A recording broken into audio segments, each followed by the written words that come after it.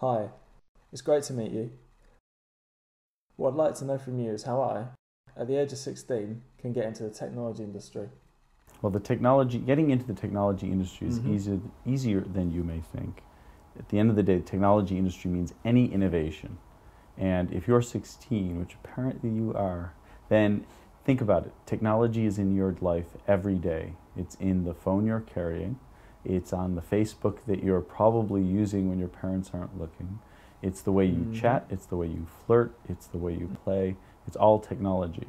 And all of those things that are actually very cool are the devices and the innovations that make up the technology industry. And so if you want to get involved in the technology industry, then there's only two things you have to remember. One, most people who enter are educated, and they're educated somehow, whether it's through Mhm. secondary school or through university or through college or through a polytechnic. It doesn't really make a difference so long as they keep on with their education.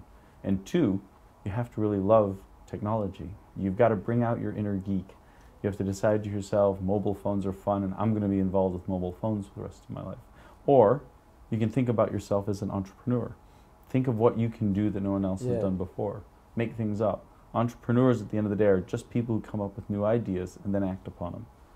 If you really Mhm. want to be an entrepreneur, the best thing to do is to get a job with a very, very small company.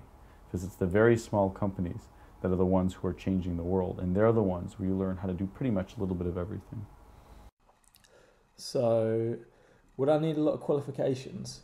Do I need a degree?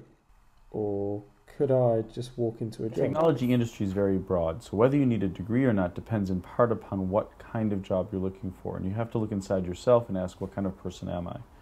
If you're going to be a software programmer, then though you don't technically need a degree, you do need to know how to program.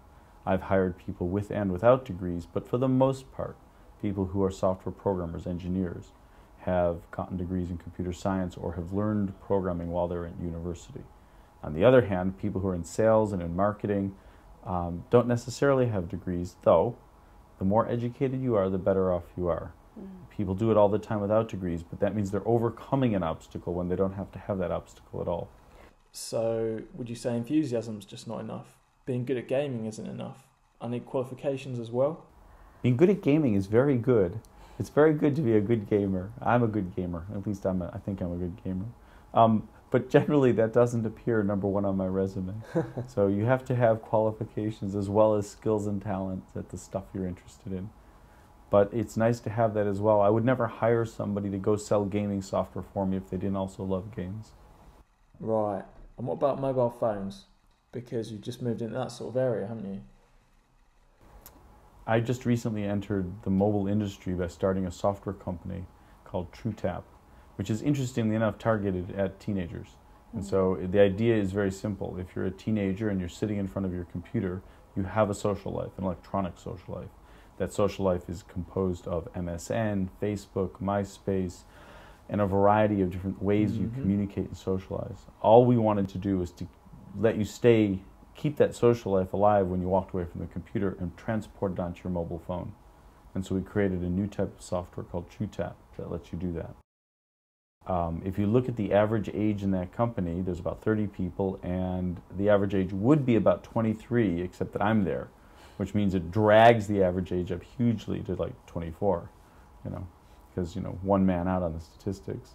Uh, that's the age of people in this industry right now. These are people who have been programming for 5 or 6 years, but that means Mm-hmm. they started in secondary school. Or it means that they decided they wanted to be a product manager, which means they've somehow gotten those qualifications and the training. They've worked somewhere else.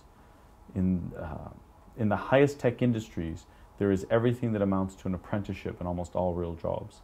You've got to work for people who are more experienced than you to learn how to do the job. All right.